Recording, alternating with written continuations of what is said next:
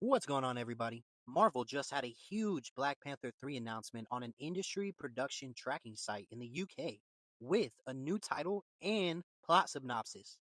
So, we will explain that today, as well as it has been reported that we will see a new Black Panther in addition to Shuri in Doomsday and Secret Wars. We have also heard major rumors reporting a female character's death in Doomsday, and I believe it to be Shuri. And these new Black Panther 3 leaks definitely make that seem very possible, especially because the death was described as a heartbreaking death from a beloved female character.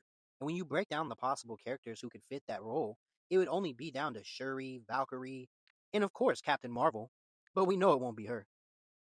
And recently, a professional industry site that tracks TV and movie production in the UK listed a Black Panther 3 start date for June 15th, 2026. I would expect that to be pushed back a bit because we know that Black Panther 3 is supposed to release a couple months after Secret Wars, so don't be surprised if we see them filming around the same time and we get a bunch of leaks. Oh, what that's going to be a super fun time for us Marvel fans.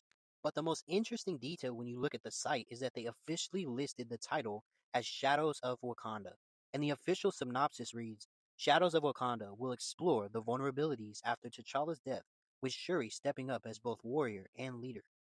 Now, I do feel like that synopsis is pretty temporary because it sounds a lot like the plot of Wakanda Forever, but it does imply that the movie will have a darker tone because what's happening with Secret Wars and the soft reboot at Marvel.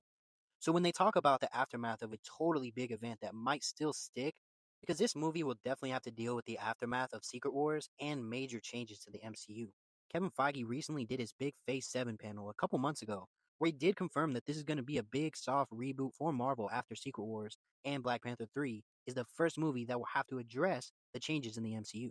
They're using the reboot to retcon mutants and X-Men into Earth 616 as if they were always there.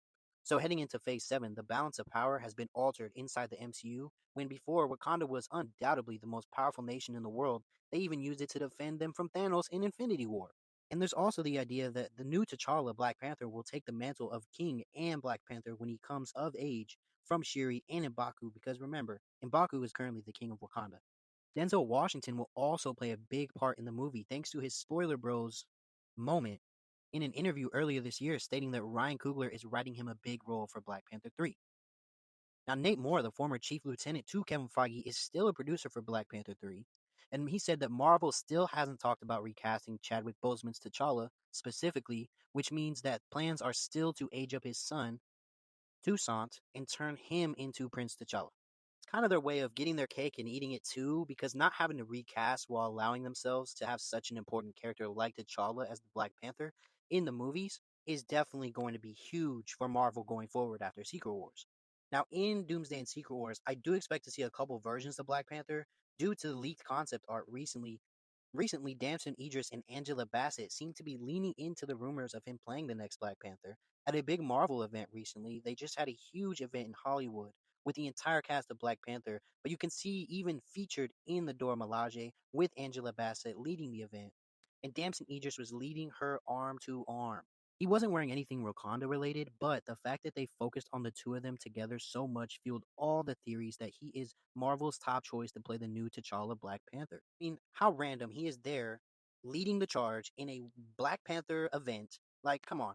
Because Damson Idris has been talking about it so much recently, he and Angela Bassett have seemed to have done this on purpose, in a way for her to publicly endorse him as the new T'Challa. Even recently in an interview, Damson made it seem like he's at least in talks with Marvel, and that is the exact answer that you give when you don't want Marvel Grim Reapers coming after you. But most likely, Shuri will enter Black Panther 3 as the Black Panther, but by the end, she will give up the mantle to either an aged up Toussaint or a different variant of T'Challa.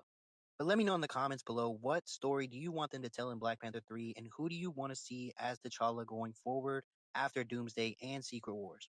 Make sure you guys leave a comment, like, and subscribe. Let me know what your favorite moment of the video was, and stay tuned for more Marvel and DC updates and content.